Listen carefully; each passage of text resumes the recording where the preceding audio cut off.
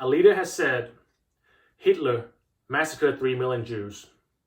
Now there are 3 million drug addicts in the country. I would be happy to slaughter them all.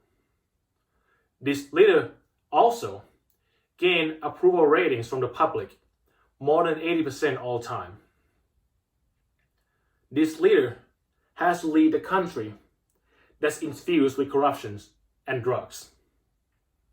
And when it comes to those two things, he can actually balance democracy with his authoritarian approach and the cultural value together to remain successful in his career, in his presidency. This country is the Philippines, and the leader is Rodrigo Duterte, the president of the Philippines. Duterte is a very determined leader and really ruthless.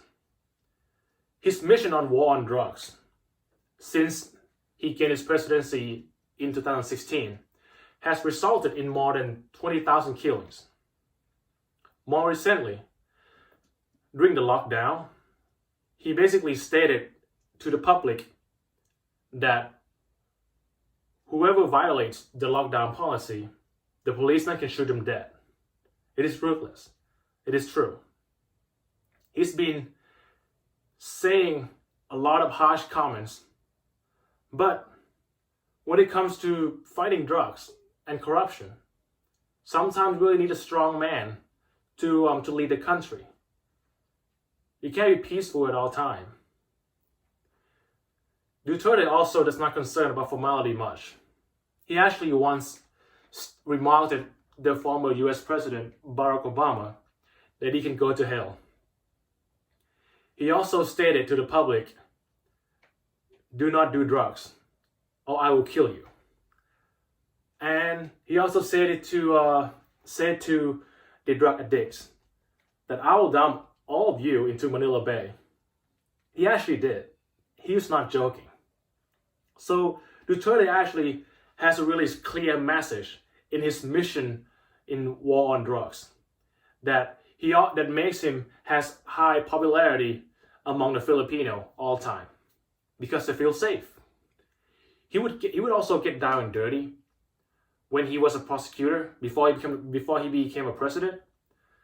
For example, he drove his motorcycle around the city when he was a prosecutor and trying to seek any criminal that he could find to shoot or to kill. So that's why people actually call him Duterte Harry or the Punisher. Of course, being a lot of political opponents that does not agree with his policy, with his leadership, but he's a strong man. He would do anything to shut those down, to get rid of all those comments. His leadership eventually breaks the norm of the checks and balances, and it raised concerns eventually to the international organization. Because of his extrajudicial killings, the concerns has been raised in the International Criminal Court. And the Philippines, in 2018, when he was the president, withdrew from the ICC because of that. Because he didn't want anyone to stand in his way. The policemen also act as death squads. And some citizens, especially poor people in the country, are so terrified because they know that the president would do anything to protect the police, but will also not tolerate whoever abused their power. But let's be real, they're not that accountable. There are too many policemen that he can actually see. So, from our perspective, what do we see here? Where's justice that he promised to bring? He promises first that he would get rid of all the drugs in the country since day one. At what cost? He basically has developed a structure for mass murder.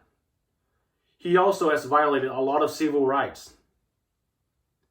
A lot of citizens has already have the sense of trust, the sense of promise from the president, and they believe that the end actually justifies the means. So the country as a whole has transitioned from democracy to authoritarianism. So what can we do? How can we stop this strongman leader? How can we stop this iron fist approach in this country, in the Philippines?